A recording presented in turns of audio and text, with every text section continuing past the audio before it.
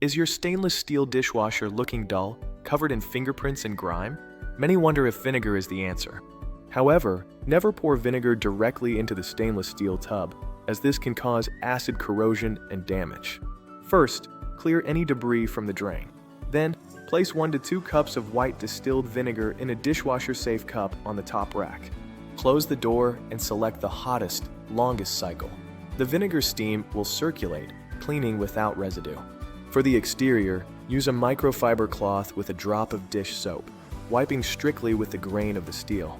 For more tips, search "Is it okay to clean a stainless steel dishwasher with vinegar?"